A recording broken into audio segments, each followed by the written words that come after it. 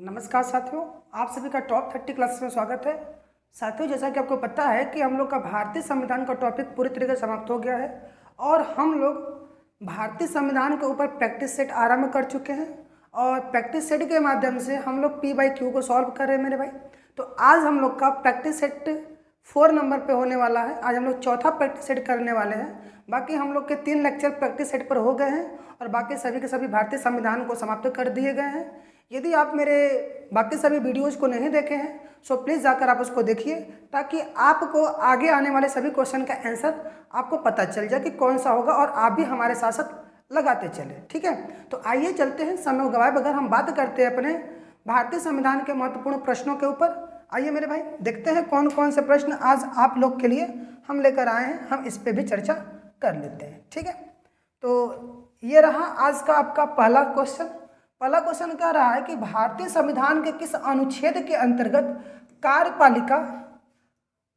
कार्यपालिका एवं न्यायपालिका को अलग किया गया है।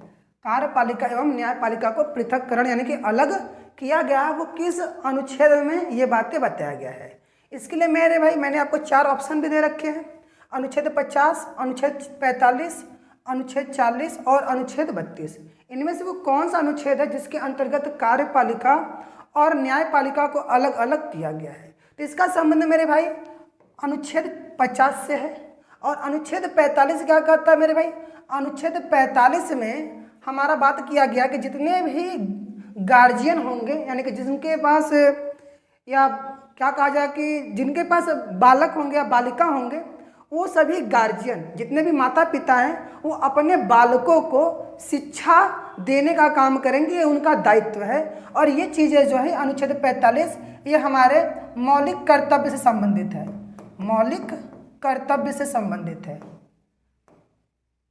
मौलिक कर्तव्य से संबंधित है। इसमें कहा गया जितने भी गार्जियन अभिभावक हैं वो अपने प्रतिपाल्य को शिक्षा प्रदान करने का काम करें। ठीक है, और अनुच्छेद 40 का संबंध है आपके ग्राम पंचायत से। अनुच्छेद 40 का संबंध किससे मेरे भाई? ग्राम पंचायत से इसका संबंध है। और अनुच्छेद 32 आपको पता है, अनुच्छेद 32 को क्या कहा जाता है? संविधान की आत्मा कही जाती है। ये क्या मेरे भाई? संविधान की आत्मा है। संविधान की आत्मा, ठीक है ना, संविधान की आत्मा है। और इसमें ही बात कहा जाता है संवैधानिक उपचारों का। संवैधानिक उपचार का प्रावधान इसके अंदर दिया गया है। ठीक है मेरे, संवैधानिक उपचारों का अधिकार, उपचारों का अधिकार, ये बातें इसमें कही गई है मेरे भाई। संवैधानिक उपचारों का अधिकार हमें यहाँ पर दिया गया है। ठीक ना, संवैधानिक उपचारों का अधिकार है, यानी कि इस अनुच्छेद 32 के तहत हम अपने मौलिक अधिकार के उल्लंघन होने पर हम सीधे सुप्रीम कोर्ट जा सकते हैं। ठीक है मेरे भाई, ये बातें कहा गया है अनुच्छेद 32 में। और अनुच्छेद 32 को ही संविधान की आत्मा कही जाती है, इसको आप ध्यान रखिएगा। आइए चलते क्वेश्चन नंबर 2 पर। तो क्वेश्चन नंबर 2 क्या कहता है कि किस संविधान संशोधन के दौरान मौलिक कर्तव्य को भारतीय संविधान में जोड़ा गया है।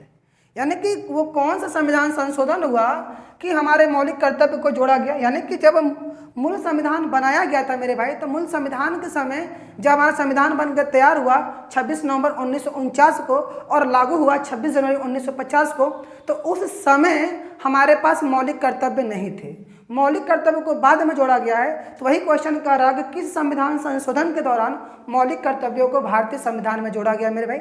इसके लिए मैंने आपको 4 ऑप्शन दिए हैं: 42वां संविधान संशोधन, 44वां संविधान संशोधन, 86वां संविधान संशोधन, या इनमें से कोई नहीं।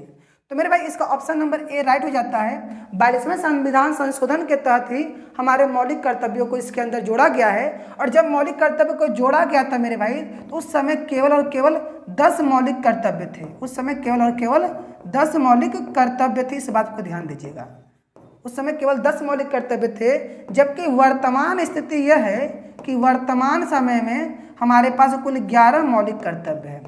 11 मौलिक कर्तव्य है, इस चीज़ को ध्यान दीजिएगा। वर्तमान समय में 11 मौलिक कर्तव्य है। और बात करें 44वें संविधान संशोधन, तो 44वें संविधान संशोधन के तहत संपत्ति के अधिकार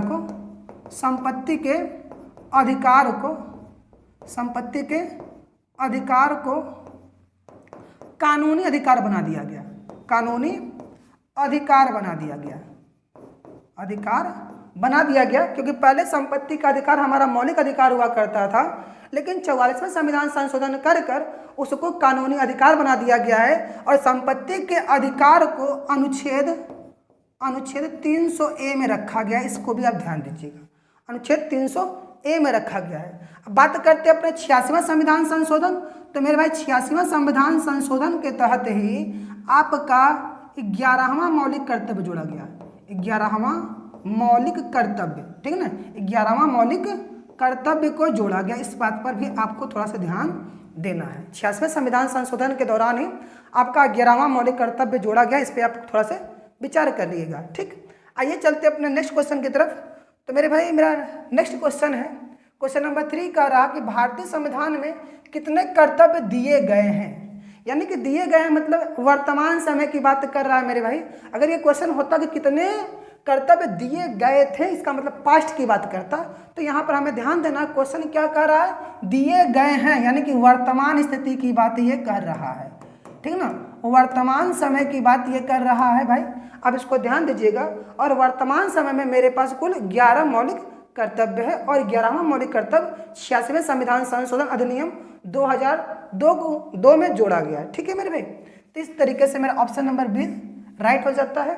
आइए चलते हैं अपने नेक्स्ट क्वेश्चन पर। तो मेरा नेक्स्ट क्वेश्चन है कि राज्यसभा में सदस्यों की अधिकतम संख्या हो सकती है, यानी कि राज्यसभा जिसको हम लोग बोलते हैं अपर हाउस, तो उसके अंदर कुल कितने सदस्य हो सकते हैं। कितने हैं इससे मतलब नहीं है, लेकिन कितने अधिकतम कितने हो सकते हैं ये है क्वेश्चन।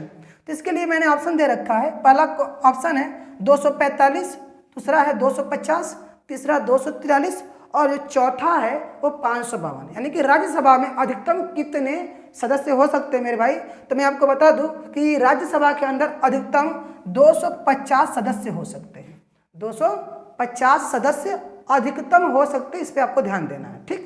आइए चलते अपने नेक्स्ट क्वेश्चन पर।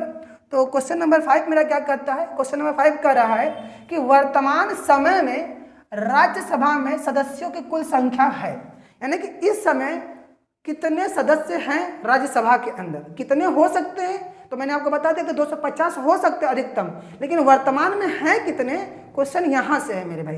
तो वर्तमान समय में राज्यसभा के अंदर कुल सदस्यों की संख्या मेरे भाई 245 है, कुल सदस्यों की संख्या 245 है। इस पर आप ध्यान दीजिएगा।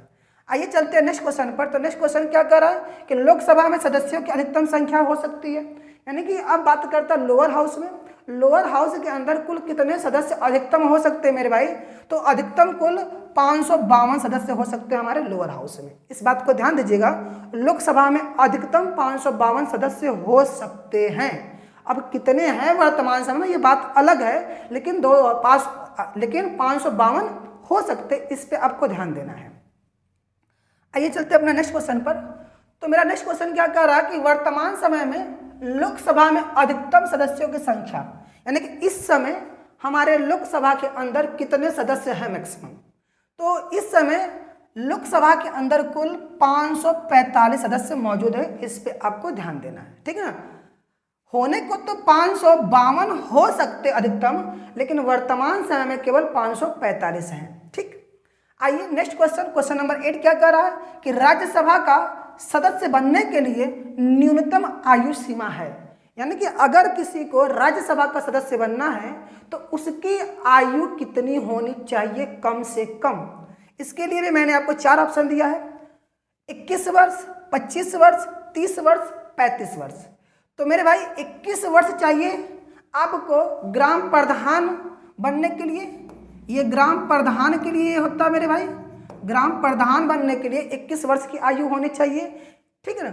और 25 वर्ष की आयु चाहिए आपको कोई भी लोकसभा का चुनाव लड़ने के लिए मेरे भाई, ठीक है ना। लोकसभा का चुनाव लड़ने के लिए चाहिए आपको कम से कम 21 वर्ष का होना चाहिए